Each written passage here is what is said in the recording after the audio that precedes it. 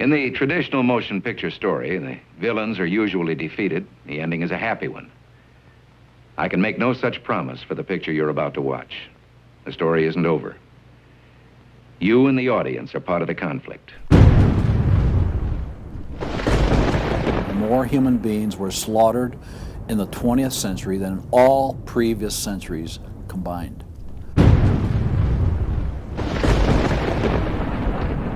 We're talking a congressional record, 135 million dead. Their entire purpose was to detach our culture from any moral anchors whatsoever. You look at the changes in America since 1960, perhaps. The whole culture has been transformed.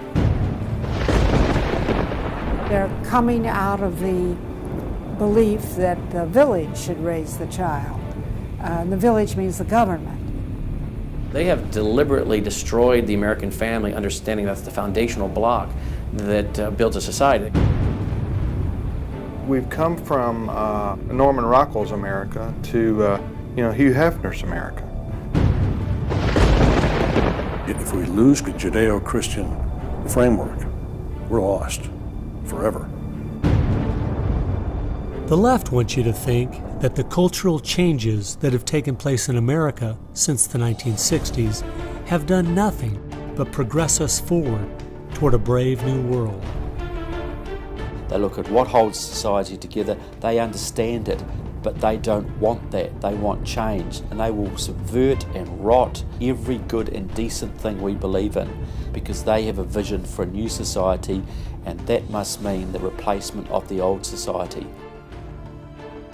This film will show that the brave new world they seek is nothing more than the failed policies and ideologies of the communism that enslaved over a third of the world's population during the 20th century.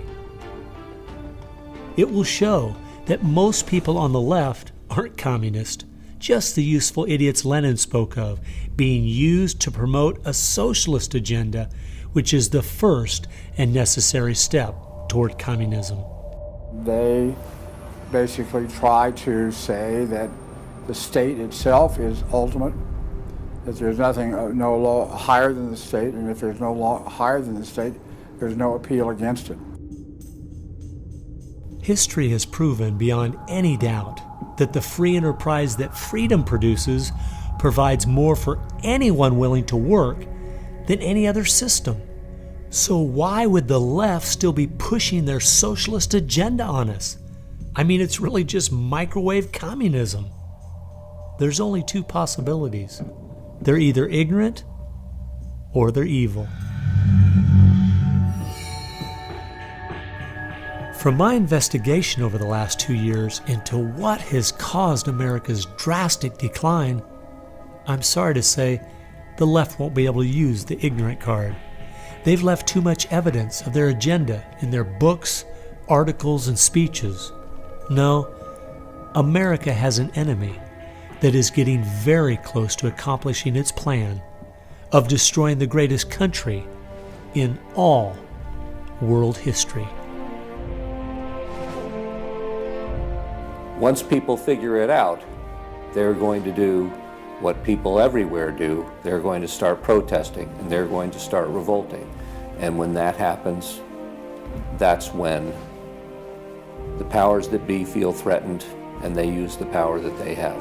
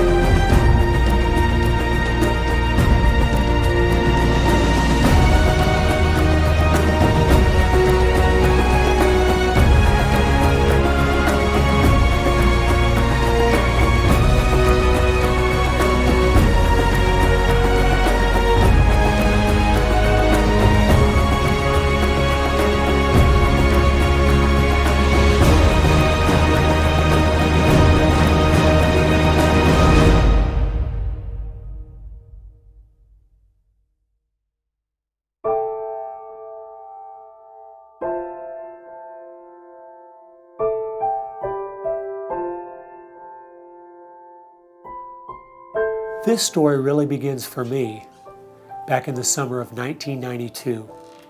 I got a phone call from an older gentleman I knew who was a writer, and he asked me if I'd go attend a meeting for him at the University of California, Berkeley. He told me that the Communist Party USA had recently split over differences of how to best take America down.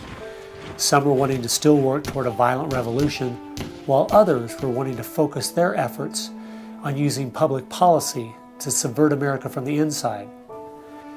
He was curious what they had to say. I mean, after all, the Berlin Wall had just come down, the Soviet Union had dissolved, and the whole world was saying communism is dead. So why were they meeting, and what were they up to? I was in graduate school at the time, and the whole idea of slipping in undercover into a communist meeting sounded pretty neat, so I decided to go. The first surprise I had was when I walked into the auditorium. I was expecting it to be filled with college radicals, but instead it was 50, 60, and 70-year-olds, grandparents, professionally dressed with briefcases. And I realized this might be a little more serious than I thought. As the weekend unfolded, I listened carefully as they outlined their plan and agenda and how they were going to infiltrate the institutions of America to influence us in the direction they wanted us to go. To destroy our families, they wanted to promote cohabitation instead of marriage. They wanted to try to get children away into government programs at the earliest age possible. And they also said they'd like to get behind the feminist movement because they felt it had been very successful in making women discontent with marriage and motherhood.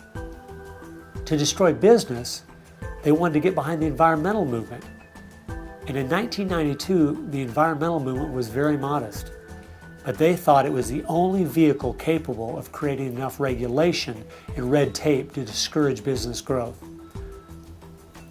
And finally, to destroy our culture of religion and morality, they said, if we can get Americans to accept homosexuality, they thought it would begin to extinguish our traditional moral values Americans held. I remember thinking at the time, this plan doesn't seem very realistic.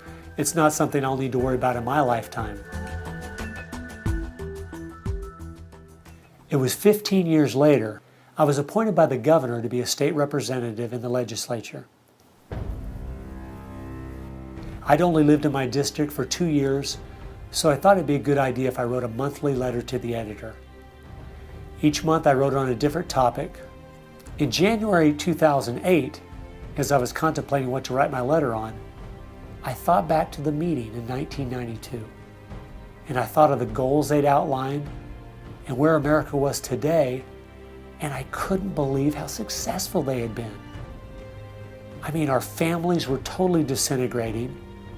The environmental movement had become the most powerful force for destroying our free markets, and hate crimes legislation was being considered in Washington, D.C. that made it a crime to even say anything against the homosexual movement.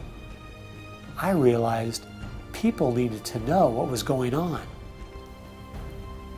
After I wrote this letter, within days, people were protesting at the Capitol. It was the feature story on the evening news. Controversial comments have state legislators buzzing tonight. After a freshman lawmaker alleges the communist agenda has infiltrated mainstream America. It's the big story, live at 6. And over 40 letters to the editor had been printed in response to what I'd said.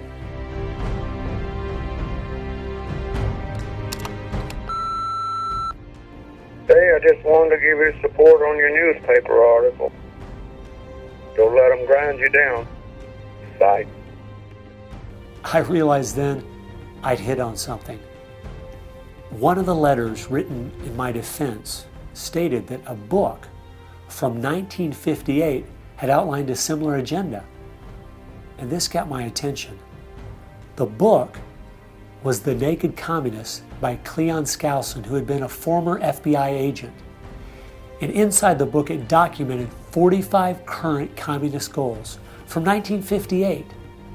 And as I slowly read through the list, seeing how specific their agenda had been to subvert us on the inside, I couldn't believe it.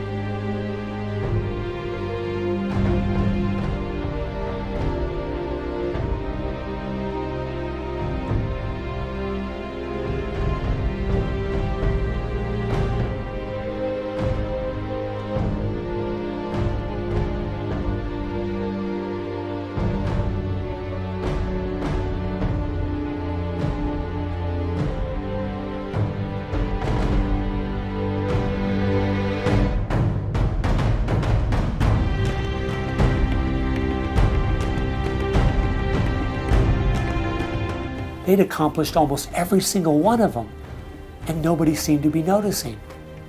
For at least the last 50 years, they'd been working actively behind the scenes, in the shadows, trying to move our people and our culture in a direction that was designed to destroy us.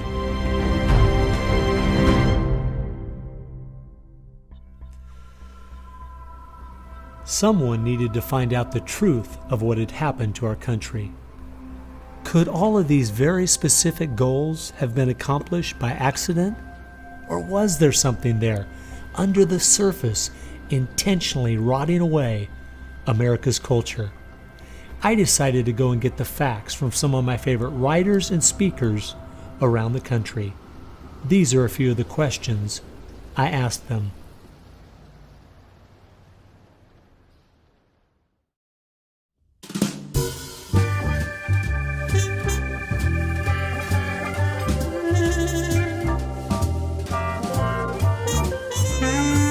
The common myth is that communism is dead, but there are more Communist Party members in the world today than there ever have been. One of the things the communists are doing worldwide is not using that name. And so what we have is people with some of the same ideas masquerading in the United States under a variety of names. They're even trying to get away from the word liberal to describe them, and they're trying to call themselves progressives. If you go to the American Communist Party website, all of the programs and policies they support are progressive. So progressives are anything from a hardcore liberal to a communist to a socialist. They all call themselves progressives, and they all have broadly the same values and work together. J. Edgar Hoover is called the masters of deceit. And a good magician raves one hand in the air while he's doing his dirty work with the other hand. And while everybody's saying communism has died, they moved through much of Africa. Communism is resurgent in South Africa. Into South and Central America. Right now, 6 countries in Latin America are now communistic. We have communist China, we have Cuba, North Korea, we have Vietnam. It still dominates behind the scene in Russia. It's still very strong in Eastern Europe. It is strong in the EU. It is strong in virtually every country in the world. Whittaker Chambers said, communism succeeds because most people that promote communist causes are not communist. The useful idiots, that Lenin called them, it gives it an air of legitimacy it would never have if it was identified with communists and communism. So why has it been so easy for them to get people on the left who aren't communists to push forward their agenda? Once I looked at the political scale, it all started to make sense. On the far left, you have 100% government, and on the far right, zero government. Anarchy is no government and doesn't make sense at all. On the far left, you have socialism, communism, and Nazism, all systems that have a socialist form of government with only slight variances between them. Traditionally, Republicans were slightly to the right of center, and Democrats were slightly to the left.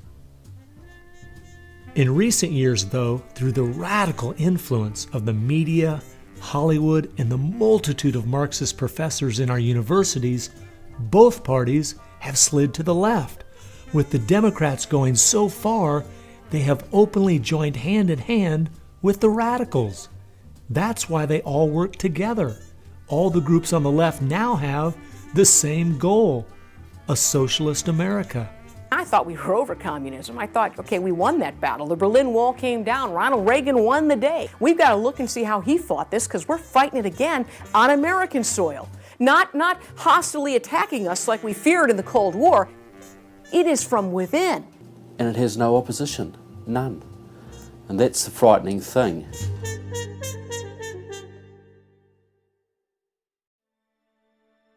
I think it's pretty clear to see communism isn't dead.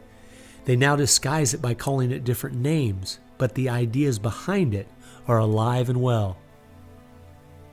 Almost 1.5 billion people still live in openly communistic countries. But unfortunately, most of us in America who are under the age of 50 have no idea what communism means to the people who live under it. So my next question was, what's so bad about communism? Communism is so evil. It's a completely tyrannical system. The whole history of communism is one of mass murder.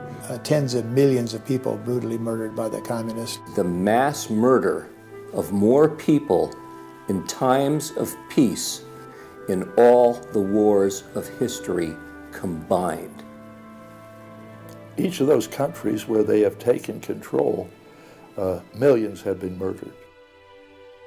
When you're asking for what is the legacy of Marxism, it is the greatest killing machine in all of human history. We're talking a congressional record, 135 million dead due to communism. I think the real number is probably, when you add in abortions, over 500 million. The rulers lived rather well, and at the same time you had all kinds of people who were enslaved, put in prison, oppressed, so you had really the opposite of what they claimed was going to be the result of their revolutionary activities. You would think that if the 20th century was the most murderous of centuries, everyone would say, let's find out why. And the truth is, you can't even ask the question. It is verboten to ask the question because the ideas that brought about that mass murder are still being taught in our public schools today. I think one of the reasons this has happened is because there's so much confusion surrounding the word communism. Technically speaking, communism is simply the final phase and goal of socialism. And socialism is best described by two words: big government. Government controls almost everything, and they use this power to take things by force from one person and give it to another. The liberals in America sincerely believe that this isn't evil at all. It is what will finally make things fair and just. There's only one problem that pulls some of us away from this wonderful utopian vision: history. From history we see that whether it was Hitler's National Socialism or Stalin's Soviet Socialism, socialism by whatever name and in all its forms is the ultimate evil. Sooner or later, it destroys everything in its path: law, morality, family, prosperity, productivity, education, incentive, and finally life itself. The problem with socialism is that it creates the conditions for a Stalin or a Hitler to come to power.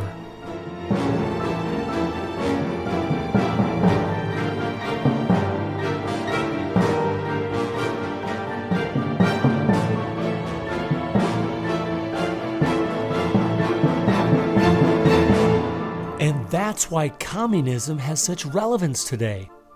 It's the final destination on the road we're traveling.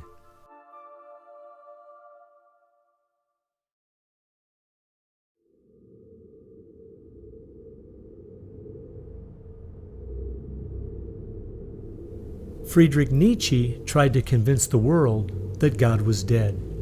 Charles Darwin tried to prove that humans are simply part of the animal kingdom. And Karl Marx realized that the philosophies of Nietzsche and Darwin would legitimize his own philosophy of communism. He knew their ideas would justify the brutality and slaughter that would be necessary to implement communism worldwide.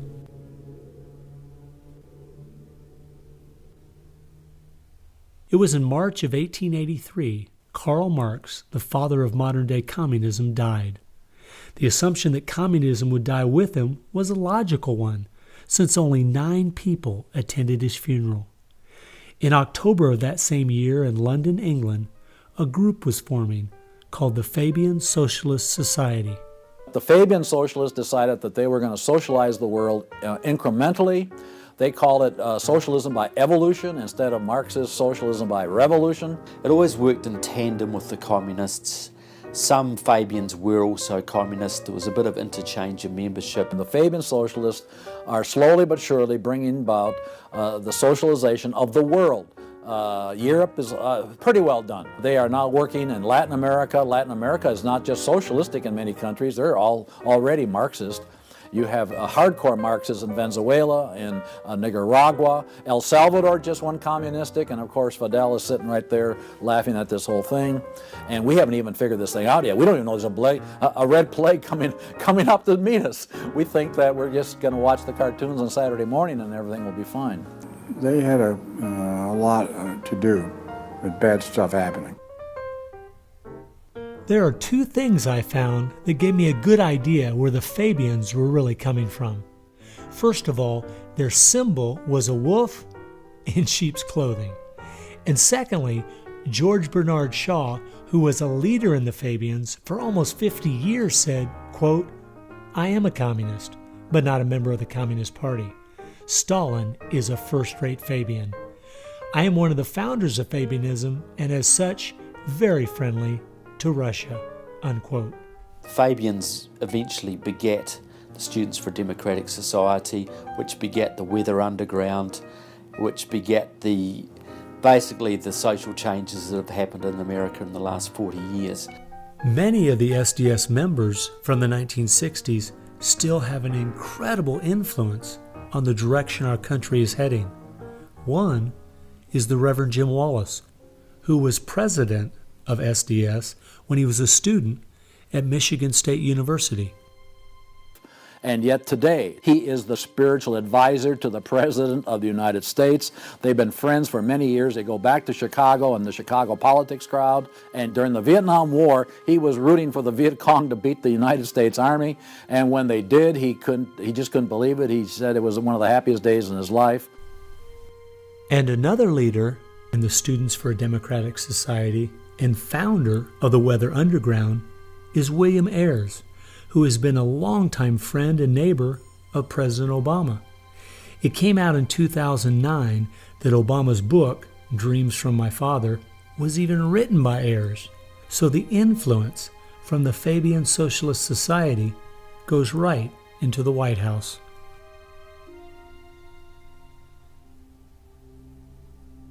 The next group I found that has seriously impacted America's culture is the Frankfurt School. The Frankfurt School was a sort of an outpost in America of European socialism. Willy Munzenberg, with a few other Bolsheviks, founded the Frankfurt School. The two leading members are Herbert Marcuse and Franz Neumann. Franz Neumann was, in fact, a Soviet agent.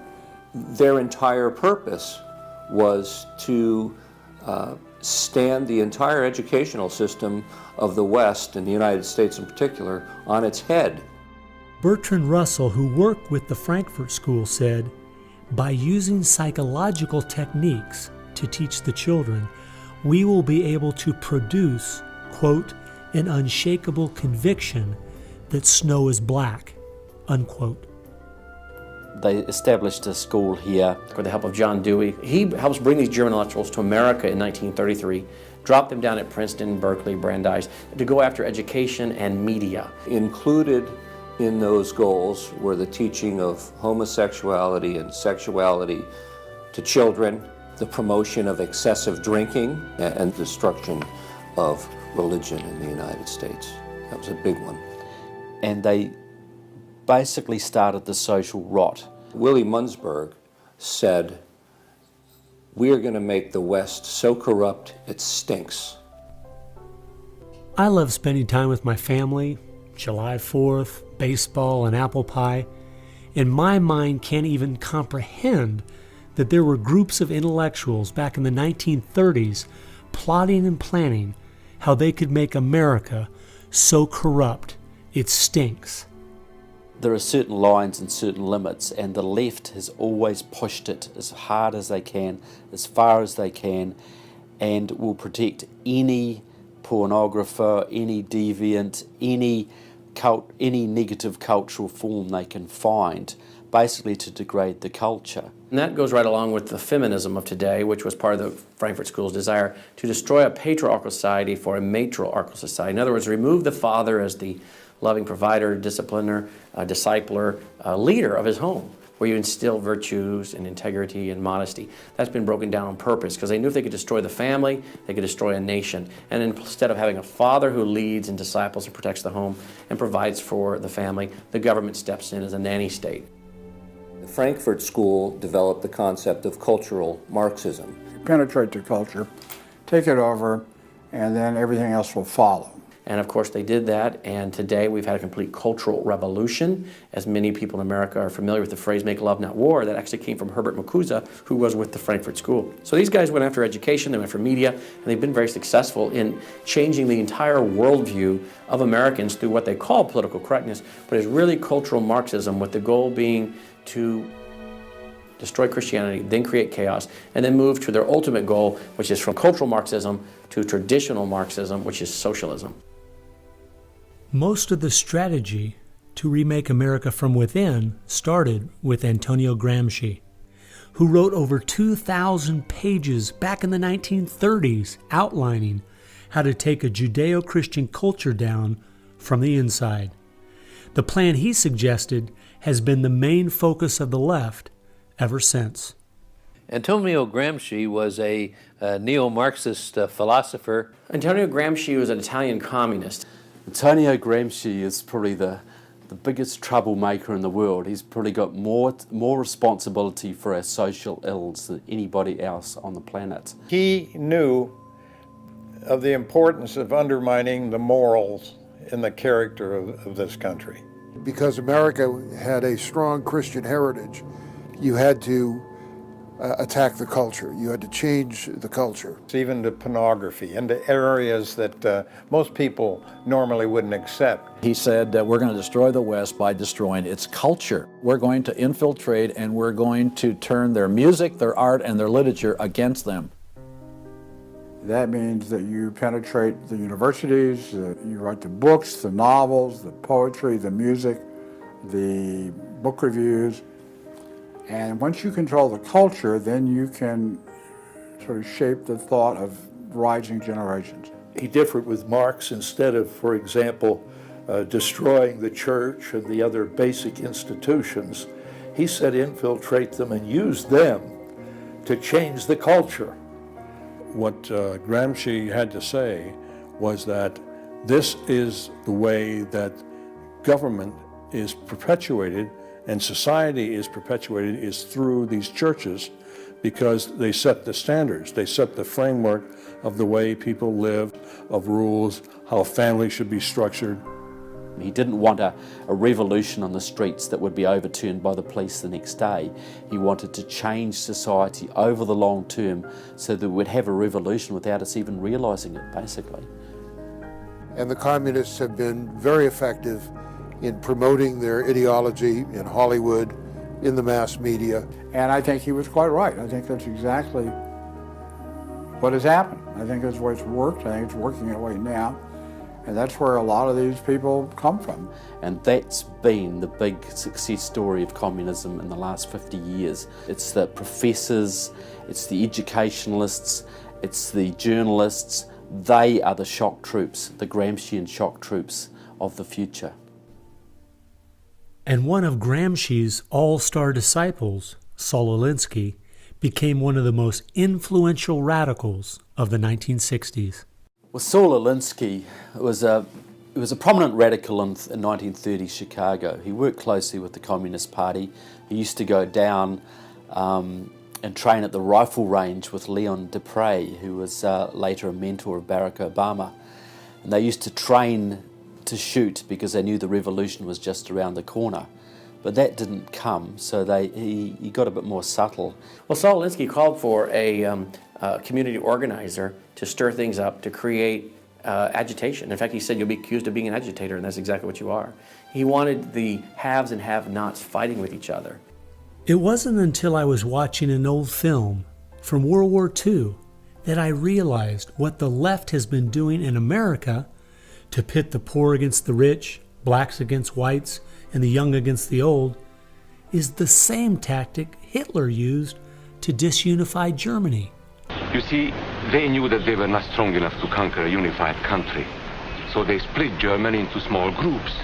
They used prejudice as a practical weapon to cripple the nation. Remember that when you hear this kind of talk. Somebody's going to get something out of it, and it isn't going to be you. And they use the conflict as justification for more government to stop the chaos. So they create the chaos, and then they step in as a solution to the chaos. And as Francis Schaeffer said, once this chaos comes, most people will willingly give over to an authoritarianism because they don't want the chaos. His book was kind of the field manual, if you will, for these activist organizations. Which President Obama studied and taught at a workshop for 4 years in Chicago as a community organizer for ACORN.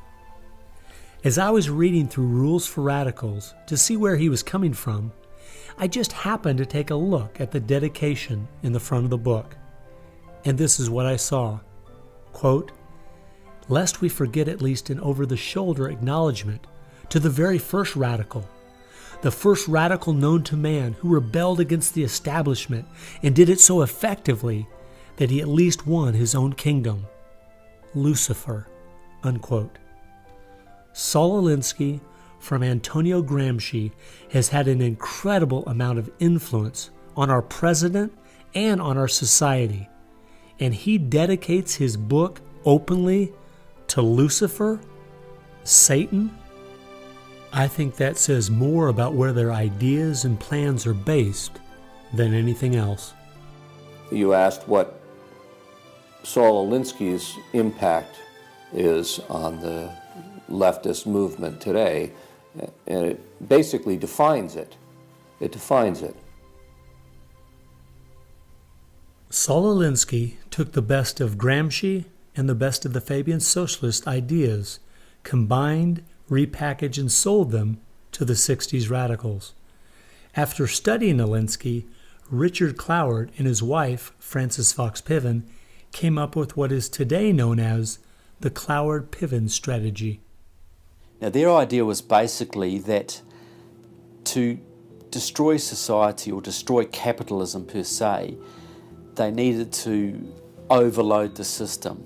The idea was to get everybody you possibly could on welfare, to get everybody you possibly could basically milking the system in some way or another. It was called the crisis strategy, and it became very well known by activists and radicals in the 60s. They published an article in the May 1966 issue of Nation magazine called The Weight of the Poor, in which they outlined their strategy. Rathke read that article, and Rathke ended up starting what we now know today as ACORN.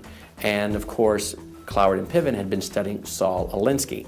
So Antonio Gramsci gives us Saul Alinsky. Saul Alinsky gives us the Cloward-Piven strategy, this husband and wife that said, hey, let's collapse the American economy by implementing so many entitlements, so much of a welfare state at collapse. Rathke studied the Cloward-Piven strategy. He starts ACORN. And of course, ACORN gave us Obama. And to show what a small world it is, Wade Rathke, who started ACORN, was the draft resistance organizer for SDS, the group the Fabians started. They've used that strategy ever since to expand voting rolls, to expand welfare rolls wherever they can, basically just to overload the system, to increase the tax burden on the middle class, and basically bring capitalism one step closer to destruction. I guess we shouldn't be surprised that we still have open borders, that so many people are dependent on the government, and that the left keeps pushing these programs when all they've done is tear apart the black families in America and create generational cycles of poverty. The last group that has worked alongside the Fabians and the Frankfurt School using Gramsci's approach is the Communist Party USA. Probably the most important book on this subject is called Towards Soviet America by William Z. Foster. William Z. Foster was the head of the Communist Party himself. He ran for the President of the United States in 1932, but in the book, Towards Soviet America, he literally lays out chapter by chapter by chapter what is entailed to bring about a USSA, not just a USSR. Two of the movements they started in America have played a significant role in tearing apart our families, in breaking down our morality.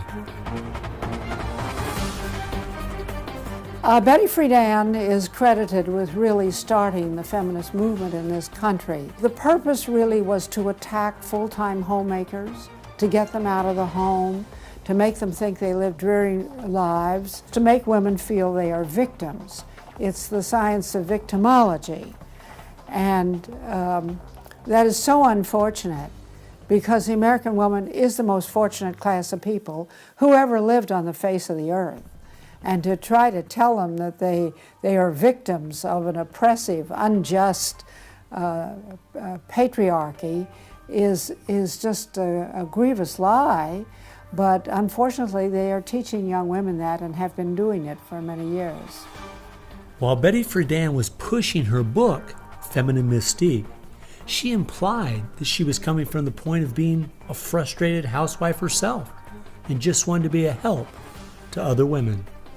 But later in the 1990s, it came out she was in fact a radical propagandist for the Communist Party and a staunch supporter of Stalin. So when she had described the American family as, quote, a comfortable concentration camp, unquote, it wasn't because of her experience at home.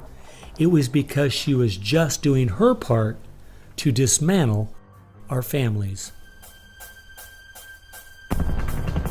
I'm a student of communism, and the communists set up various groups and various societies. Their society that they set up to promote homosexuality in this country was called the Mattachine Society. And it was founded by Henry Hay, a leading member of the Communist Party. So since I was studying communism and teaching on the issue of communism, you just follow leads, and all of a sudden you realize, what is this Mattachine? I've never heard of this Mattachine Society. Well, it was Henry Hay's organization set up to infiltrate the culture of the United States to make homosexuality normal. It's always been a movement dominated by the left.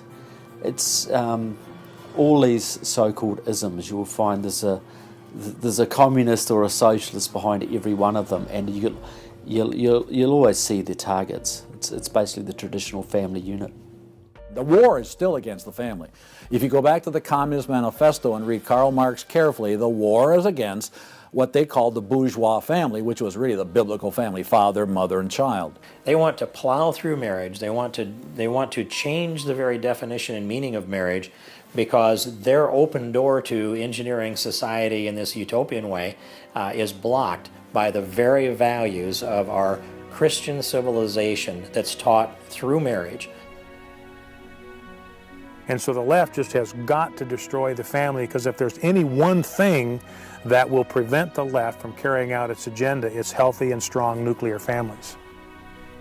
And so from the Fabian Socialist Society to the Frankfurt School to Antonio Gramsci and the Communist Party USA, from these four you will find connections to almost every left-leaning person and organization in America. Their influence has been incredible.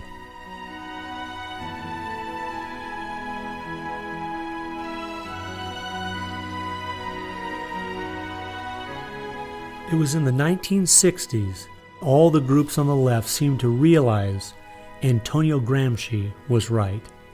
In a Judeo-Christian society, you will never be able to persuade people to rise up in a Marxist revolution and start killing each other off. The only way to take the culture down is through penetrating the institutions of influence to change the people from within.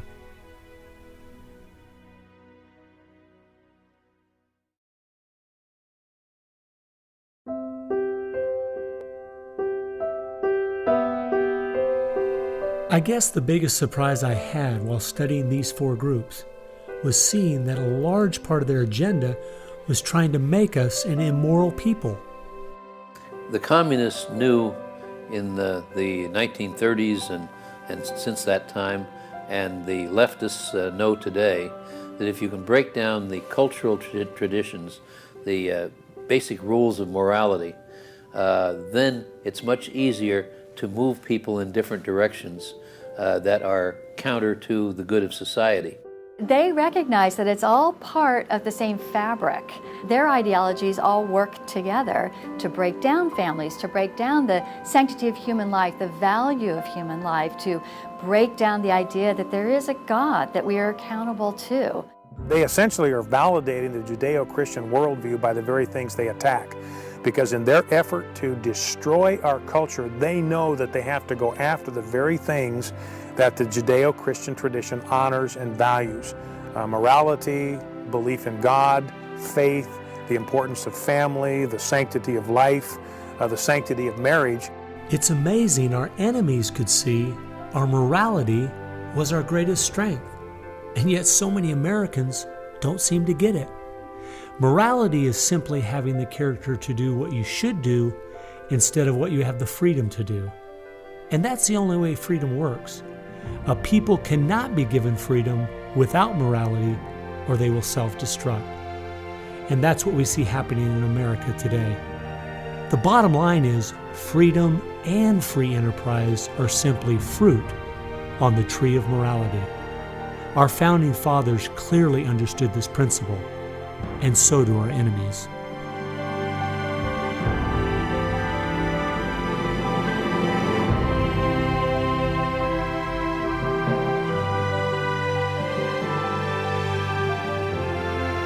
There is an important fact we need to face. If we had Ronald Reagan as president, low taxes, and a strong national defense, the ship certainly wouldn't be sinking as fast as it is now, but it would still be sinking. A booming economy doesn't take care of the major problems we face. 50% of all marriages end in divorce. 40% of all children born out of wedlock. Over 3,000 women a day aborting their babies. 19 million new cases each year of sexually transmitted diseases. Schools that teach the children everything is relative. There is no right or wrong. And the list goes on and on. I recently read in our local paper that over the last 12 months, almost 7% of all high school students in my state tried to commit suicide. Our society is falling apart, whether we want to admit it or not.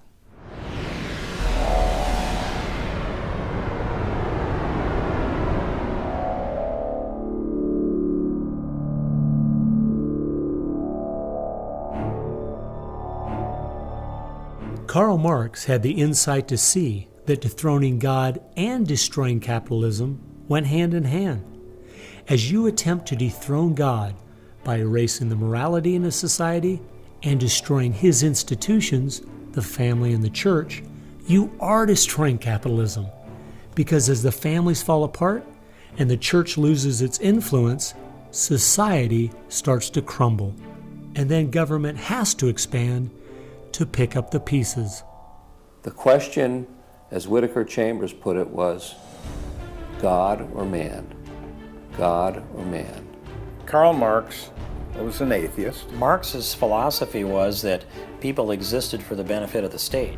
What Marxism did and does, and all the other isms of the modern era, is to try to dethrone God by deifying man. You have to discredit God. He's your competition.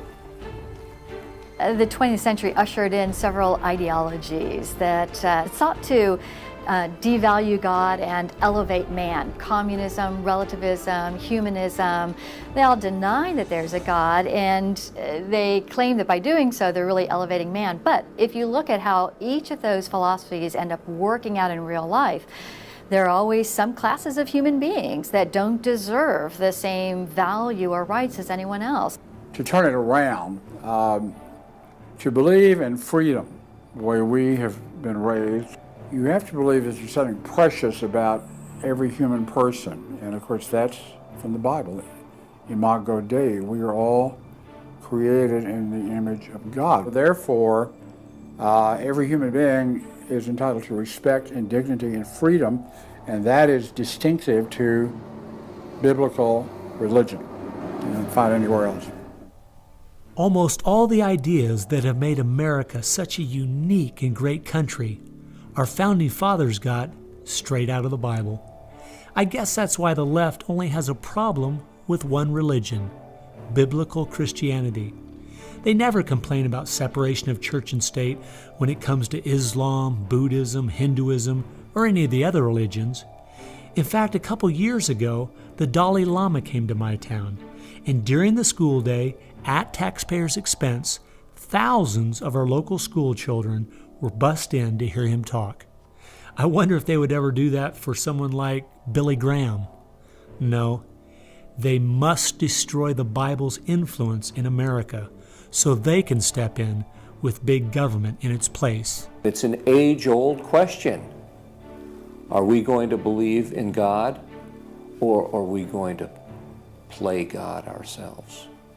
Essentially, for the left, the choice that they see very clearly is people are going to depend upon God or they are going to depend upon government. They want people to depend upon government, so they have to destroy faith in God. At its core, it's a rebellion against God and God's laws. And that's what the battle is about. That's what the assault is on. That's why Christianity is a target. And that's why we saw the gulags in the Soviet Union. We saw the concentration camps in Nazi Germany. And all the ideologies that elevate man end up devaluing certain human beings. Dictators of the left, Hitler, Stalin, Mao, Castro, and all the others, always have come to power by acting like they're going to change things to make it better for the people. Yet history has shown us the devastating results that have happened every single time. There is no example in history of big government that didn't abuse its power over the people. But people who have believed in the God of the Bible and that our rights are a gift from Him to everyone have always stood up for the preciousness of every human life. You look at those who have fought for true human rights throughout the ages, and it's those that do have a strong faith in God, those who fought against slavery, and those now today who are fighting for the sanctity of human life. Like the Declaration says, we hold these truths to be self-evident, all men are created equal. Aristotle didn't believe that. He said, no, some people are born to be slaves, and some other people are born to rule over them. And the reason that you and I know different, and it's not because we're smarter than Aristotle, he was a smart man. But we have something he didn't have. We have the Bible. And so, therefore, that's where we get these ideas. And from pagan antiquity or neo-paganism or all the modernisms, you get the opposite. After studying this topic for the last 2 years and reading literally hundreds of their books and articles and speeches, I've come to the conclusion, whether the left knows it or not, their plans and goals can all be summed up very simply. They are at war with God. A people that are moral and believe their rights come from God would not only never want what they're selling, but would also never need it. And they know that.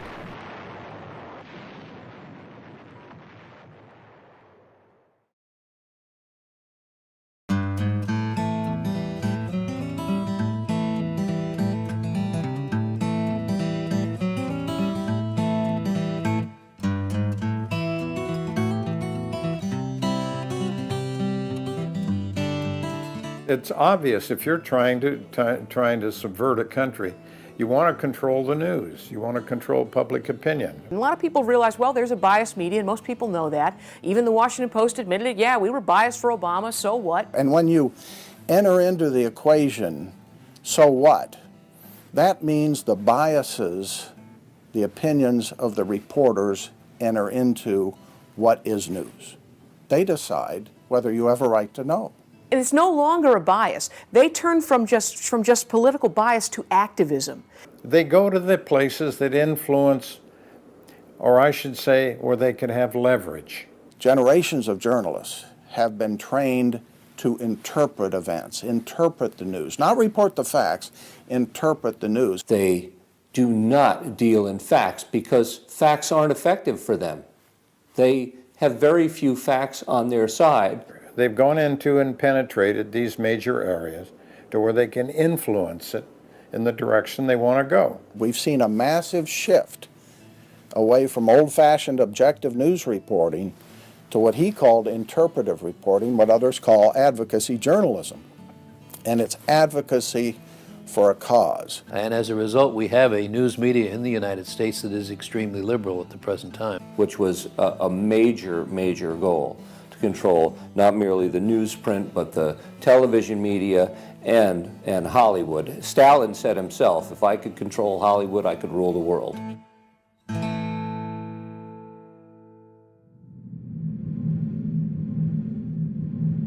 Children are always the first targets of anybody trying to bring down a system.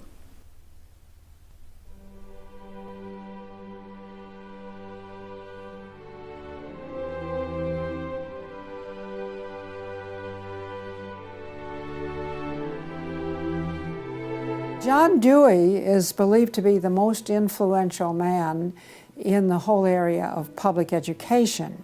He went to Russia in 1928 to help study the Karl Marx way of education and bring it back to America. Dewey was an atheist. He was a socialist, a humanist. He was part of the Socialist Society in America, helped found that. What he believed in was that education should socialize the child to make him a willing tool of the state.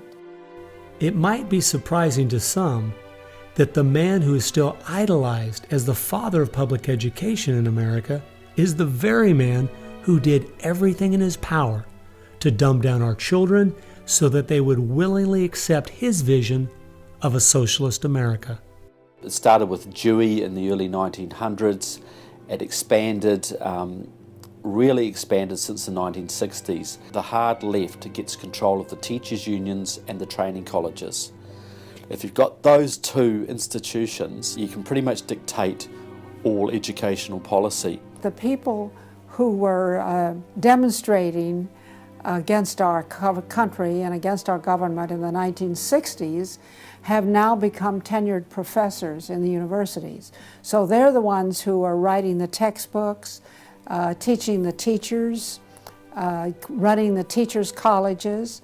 And it's self-perpetuating, because once you have the universities, then you train more cadres and more and more and more. And they discovered that they could do more to remake our country by going into the schools than they could by throwing bombs. I believe the average patriotic American underestimates the importance and influence education has on their children. That's how the large majority we had in 1980 to elect Ronald Reagan in a landslide has been lost. It's not because the other side has had lots of children. No, they're aborting theirs. But instead they're capturing ours through the propaganda they teach them, 7 hours a day for 13 years, and even longer if they attend college. We are losing most of our children to the other side because of the anti-American, anti-God, and anti-free enterprise rhetoric they are filled with in the government schools. Government schools are not teaching basic reasoning processes. They're not teaching logic. They're not teaching actual data of history and science and mathematics. And if your education is rather limited, then you're inclined to believe that government can be the solution to your problems. When you look at the desks in the schoolroom, you'll find 4 together, or maybe a table, they sit around a table. Independent desks are very rare in most classrooms because they don't want to promote the self-sufficiency, independence mindset. You go back to William Z. Foster in his book, Toward Soviet America, you will see how he has a whole chapter there on how we have to supplant education in this country and ultimately force every student to attend public school. That's the other thing. I hope the homeschoolers catch on to this. The homeschoolers and the Christian day school movement are going to have some very rough times ahead of them because the public school crowd cannot afford to have any competition. And they're being given plenty of competition by the homeschoolers right now. You see the effects of that in lowered educational standards. There's no more studying of the classics or studying of the civics or how the US Constitution was formed. It's all progressive education. It's all based on the identity politics, the isms, the current trendy isms, environmentalism, racism. They're training them for the collective, and a collective mindset and a dependency mindset. And it seems that they, again, want to have people be uneducated, so then they do become wards of the state. They're dependent on the government to provide everything for them. It's under 10% of kids believe that there is an absolute right and an absolute wrong. And why are we surprised? We've sent our kids into this government system that indoctrinates them, that teaches them about tolerance and diversity and multiculturalism, and not about reading, writing, and arithmetic, not about what our founding fathers had to say. It's consequences. Few would argue that the education the children are receiving in the public schools is pathetic at best. But with the amount of tax dollars we spend each year, over twice as much as it would cost to send the students to private school, why do we allow this to continue? The group that my investigation led me to, that seems dedicated to making sure the children don't get a good education, was a real shocker. The schools are pretty much controlled by the Teachers Union, the National Education Association. If you look at their platform and goals, you would think they were a socialist or almost communistic organization. They are for the entire feminist agenda, starting with abortion on demand, tax-funded abortions. They're for the whole gay rights agenda. They're for the whole globalism agenda. They are extremely anti-parent. It is an effort to get the children to abandon the values of their parents. National Education Association has no patience, tolerance, or use for traditional teachers. They're looking for people who want to be agents of change. They want to throw out all the lessons of history. And really it's an attempt to then impose their own views and ideas onto people, get them to act as activists. If you control those institutions, then you can control everything else.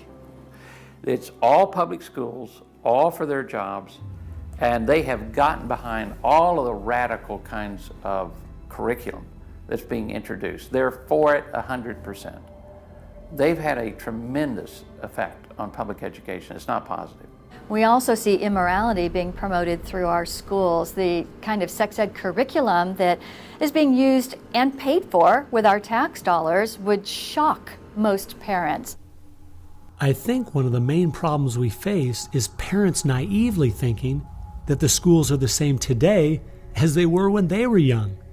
They don't realize there is a battle going on in this country for the hearts and minds of our children. The game is between 15 and 25 years of age. That's the whole game. If you're over 25, the chances are they're going to put a few pennies towards you to corrupt you. But their game right now is to corrupt the 15 to 25-year-olds or less. And right now they're down in the first grade with Heather Has Two Mommies, Daddy's Roommate, Gay Pride Parade, and now by 8th grade they'll pass out condoms in school colors because that's so patriotic.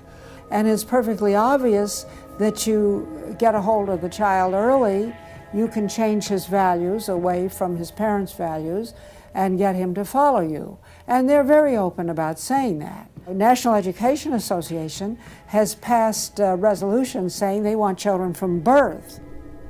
Isn't that interesting? The Communist Manifesto also thought the state should take control of children at birth.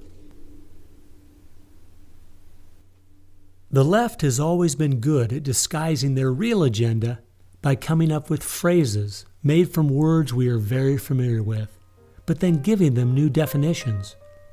Social justice is the current phrase of choice and is being used to teach children the failed Marxist ideas of yesteryear are what they should strive for today. We see social justice curriculum today, which is the buzzword for communism, socialism, Marxism, which Bill Ayers is teaching. It's in many of our colleges, and the social justice curriculum is being taught in high schools all over the nation. Justice is good. If you then start calling it something blank justice, then you're modifying it. And what it really means is, I think, taking from one group of people and giving to another group. So I would call it socialism. And it's used to break down the differences between the way things are done and the way it should be done. So when they're teaching social justice in the schools, they're not talking about free enterprise and capitalism and individual self-responsibility, all the things that made America great. They're talking about the things that made Europe and the Soviet Union and China so bad. The longer we allow our schools to teach the children that America has so many faults it's not worth saving, instead of the fact that even with its faults, it is the greatest country that has ever existed, the less chance we have of ever turning our people back from the dead-end road we're currently on. A road that promises to give us a perfect world if we'll only give up our sovereignty and our freedom. You're going to find more and more of the following. This is now called a world pledge. We no longer want the Pledge of Allegiance to the flag of the United States of America because that is considered nationalistic. And of course the socialists, communists, and the Marxists and the extreme left wing in the country want nothing to do with it. I pledge allegiance to the world, to care for earth, sea, and air, to honor every living thing with peace and justice everywhere. This came out, first of all, in Superior, Wisconsin. So Superior, Wisconsin was their guinea pig, and there was very little said against it, and so it would then go to the next and the next and the next, and before long you'll have the whole school system standing up saying, I pledge allegiance to the world instead of I pledge allegiance to the U.S. The public schools right now, if you'll read Towards Soviet America, have nearly accepted every item that William Z. Foster said we needed to place into the public school curriculum. And we're seeing the results. You know, people are not as informed as they once were. They think in different ways, and they think in the way that the left intends them to think. Antonio Gramsci realized that if you can take over the institutions in a culture, you will be able to use those to influence society to create the socialist man you want. I think the most brilliant part of his plan was that he realized you could not only create a man that wanted big government to take care of him cradle to grave, but, and this is the genius of Gramsci, you could create a man that needed big government to take care of him cradle to grave. A man so dumbed down and so minimized in society, he wouldn't have the intellect or character to take care of himself. The reason this is so deadly for America is that once we have a certain percentage of the population in that category, our limited constitutional form of government is no longer possible because too many people won't be able to exist in that framework. We are approaching that tipping point rapidly.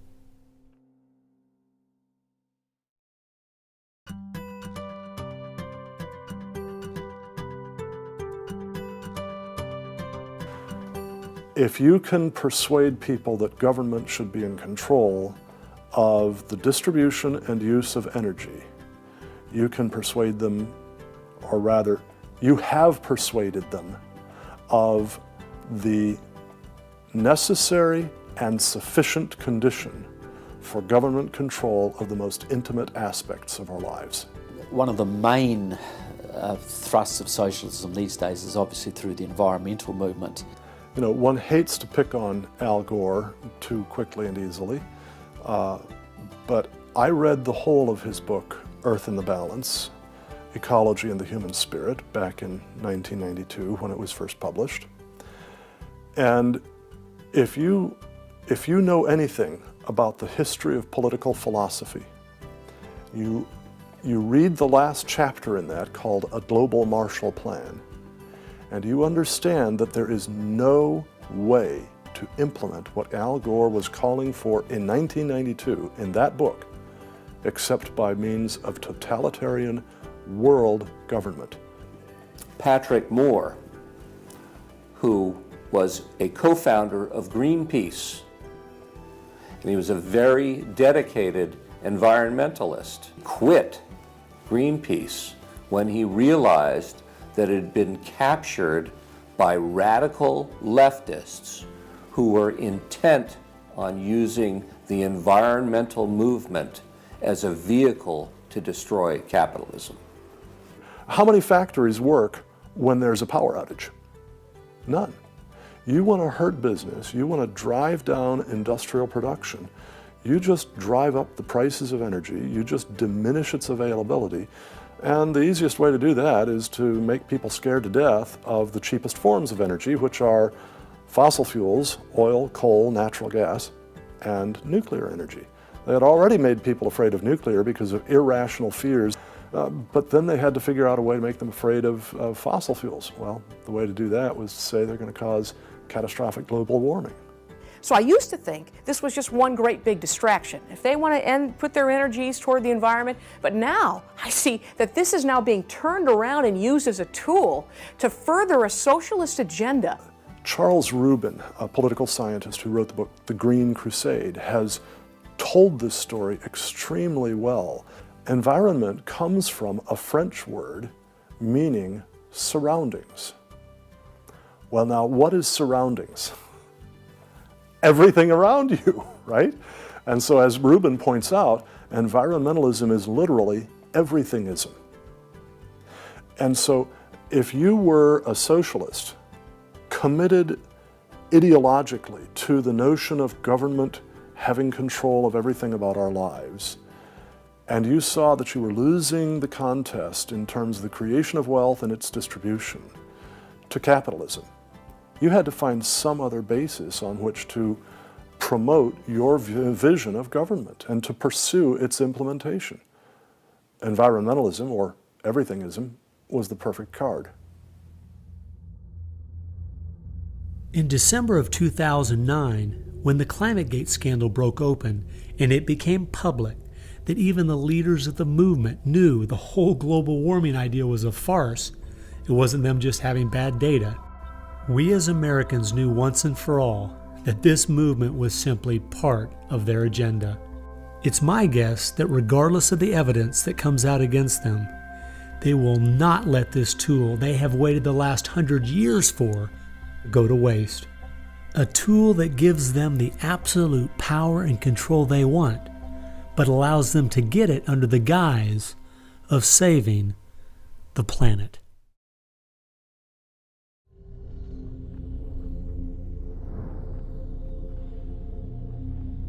He was born of left-wing parents. He was mentored as a young man by a Communist Party member called Frank Marshall Davis.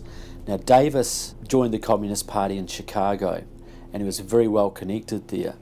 So young Obama eventually wound up in Chicago, and he started working with the very same people that had been working with his friend Frank Marshall Davis. All of his associations have been with people that are way left of center, hardcore left. And he's doing nothing more than what is predictable based upon that background. The nicest word for his agenda is the socialist agenda, and we could go on down the line of the other descriptors of the types of an economy and a society that he's building. He's all the things that Gramsci wanted to use for social change. Yeah, he's the epitome of the movement.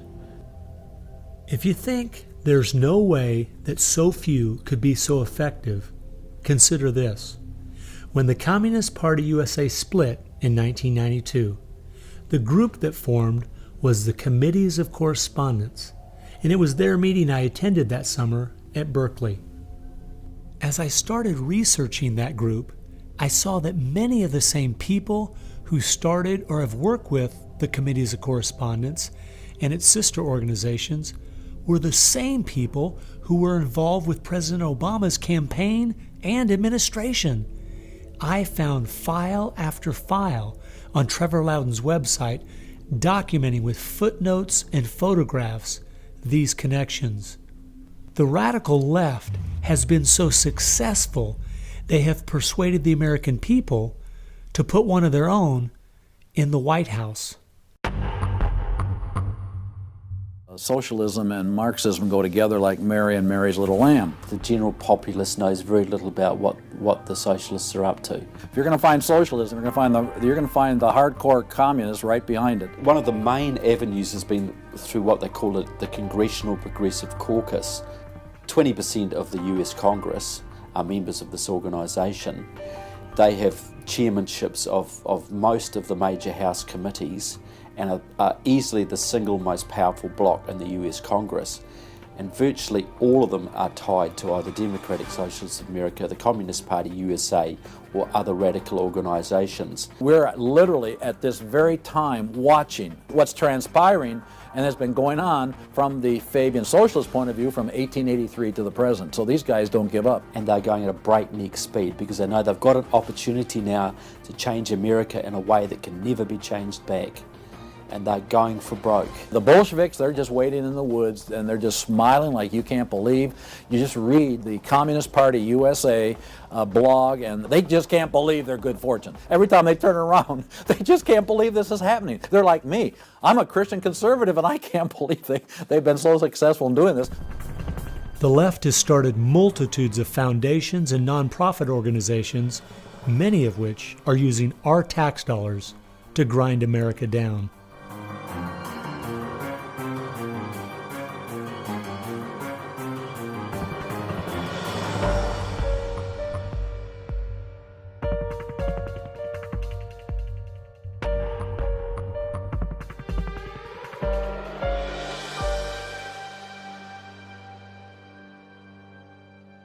They use all kinds of patriotic words to masquerade an extreme leftist orientation, which, if anything, would enslave the people in the same kinds of things with the same kind of ultimate results as communism had. The communists will let the socialists go so far, and then ultimately the communists really turn on their fellow socialists and they wipe them out too.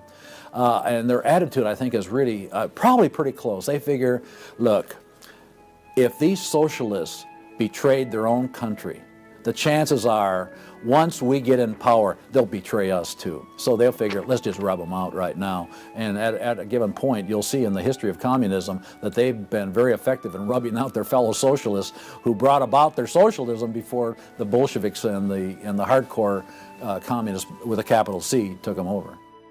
One thing we do really have to recognize is this is a domestic enemy. This is not just people with different ideas. These are not just nice folks who have funny, silly ideas that they will eventually figure out are just not very mature. No, these people are dangerous, dangerous enemies, and they are intent on overthrowing this country and imposing the socialist system that will mean extreme hardship for the vast majority of people in this country. That's true with them constantly seeking to re-engineer society so they reach this level of utopian perfection. Where we, on the other side, we advance the idea that this is about the cause of freedom, and if it hadn't been for Jesus Christ, there never would have been a United States of America, because the inspiration for freedom drove our founding fathers. They were informed by their faith, and I believe guided by the hand of God.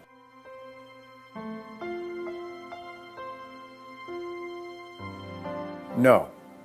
No. Perhaps treacherously close. It is never over until it's over. When the fat lady sings, isn't that the slogan? And when the fat lady sings, it's over. Now, she might be clearing her throat. We saw the great country of Germany in the 1920s brought to its knees. Hitler came into power and destroyed the country. We see countries like Zimbabwe in Africa, which was once a prosperous breadbasket, now just wrecked. Argentina was destroyed by the socialist Perón in the 50s. It was one of the richest countries in the world. So, no, we're not at the point of no return, but it's getting pretty late in the day. There's no time to be casual, that's for sure. We've spent too many years thinking, because we have Republicans in office or the stock market is doing well, that everything's okay. This is why the left has gained so much ground. It doesn't matter who's been in office. They've just continued pushing forward with their agenda. Well, I believe this is our last chance to push back.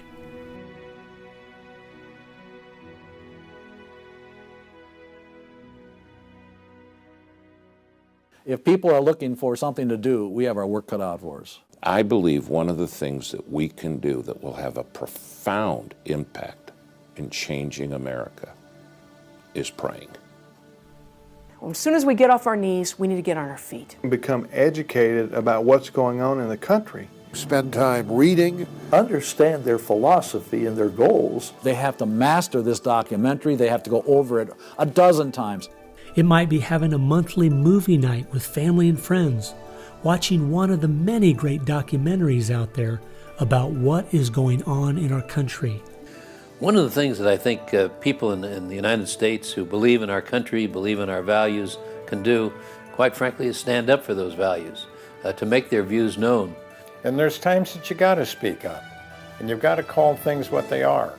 We need to be willing to be criticized and to not be silent because of the criticism. It was Martin Luther who said, if we're faithful on all battlefronts besides, it's precisely where the battle's the hottest, then we're traitors to the cause. I like the quote by Abraham Lincoln, who said that silence makes cowards out of the best of men. And we got a lot of people that need to be speaking up right now.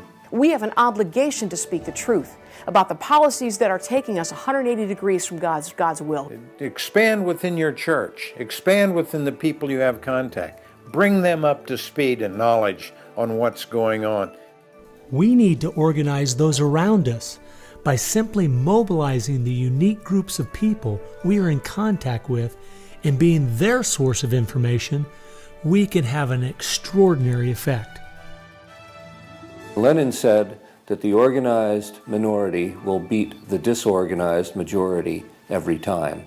Why should we be buying products from companies that are going to fund organizations that attack our values? They need to be really smart in using the mass media. They might want to blog. Using the power of YouTube and that sort of thing to educate as many people as possible.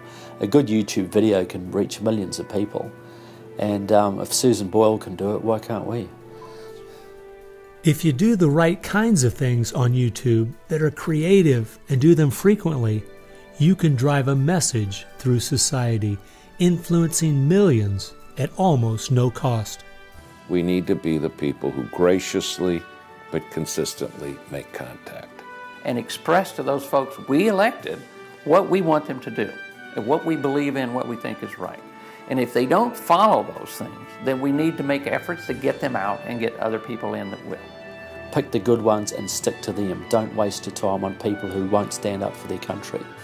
All the others are making contact. The people who really want to honor America need to make contact. We also need to be influencing our own families.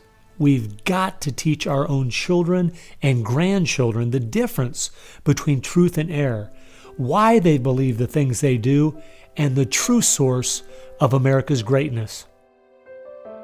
If what we're talking about is true, the most important thing we can do is protect our young, because that is where all of this is leading. They need to get that younger generation under their belt. And more parents are going to have to say, they're just going to have to sacrifice and take responsibility for their kids' education, because that's really where it starts, to impart that belief. The Southern Baptists, we're seeing that 85% of their kids, after they get out of their home, are essentially rejecting their faith, rejecting what they were taught. And of course, I think the reason for that is because their parents didn't have a lot of influence over them. I believe the public schools are the greatest cultural influence in this country. You homeschool your kids or get them in a Christian day school. If there is any way at all, homeschool your children. Homeschoolers out-test everybody. Our children need to be taught from Scripture a properly biblical worldview. That requires time. It requires effort. It requires purpose. Our minds should be the sharpest minds in the world. We need to work within our family to educate our children on what kind of country they live in and build their faith, and then get involved. The left has been working for decades to push us away from God and His laws. And we need to be willing to sacrifice whatever it takes to turn our country back to Him. Throughout our history as Americans, though, there has always been a great price to be paid for preserving, protecting, and defending this great land. The people who built America paid a great price. The people who went to war for our nation, boy, did they pay a price. And one of the American values was, we will pay a price for what is right. We will give of ourselves, even if it requires the giving of our lives. That was an American value. That's why it is such a heroic and honorable thing when a soldier defending us pays that price. That's like when you go to Arlington Cemetery in Washington, or the Tomb of the Unknown. You stand there and you say, this is America. We were the people who so believed in these values that it's an honor to stand for, even if it can cost you your very life. One thing I think we do need to remember, though, is that as we look at those we consider to be heroes in the past, they weren't people who just went along with the status quo. They weren't people who were just saying what was accepted at that time in history. They were people who were rising up above the evil that was being committed in their culture at that time. That's why they were heroes, because they weren't like everyone else. Never, ever lose sight of the power of one individual American. They can have an unbelievable magnifying effect just by the very fact they make up their mind to do so. The hope is in this, as Francis Schaeffer said, that as the dull ache of the human soul can no longer be filled with material prosperity, people are going to turn to spiritualism, whether it be pagan spirituality or biblical Christianity. We know, according to the Denver Post, June of 2008, pagan spirituality is doubling in America every 18 months. So we better get out there, because I'll tell you, pagan spirituality and Christianity will both get you to God, but one will get you there as your judge, as your Savior. If we humble ourselves, we fall to our knees, if we seek His face, we pray, and we turn from our wicked ways, then we have a chance for God to hear from heaven, to forgive our sins, and heal our land. And if we are being judged, then we need to use this as an opportunity to show people that this judgment in this life is nothing compared to the judgment that's to come, that's eternal, and really make them understand the importance of fleeing God's wrath by accepting Him, repenting of their sins through faith and repentance. I believe that's the only chance, the only hope we have as a nation. Hope is not found in rhetoric. Hope is found in God, the God of creation. And you know what? Our founders were in covenant with that God. You need a dedicated, informed, praying Christian making things happen and being determined to do so.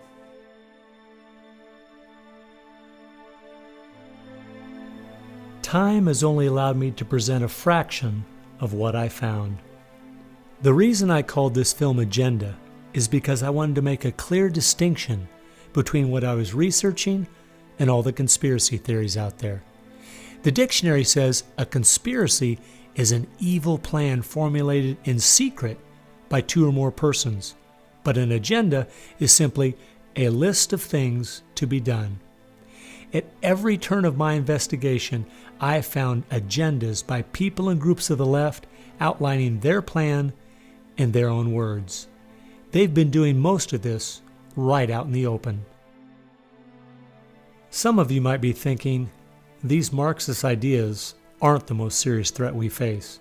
What about militant Islam, our open borders, the national debt, or even China?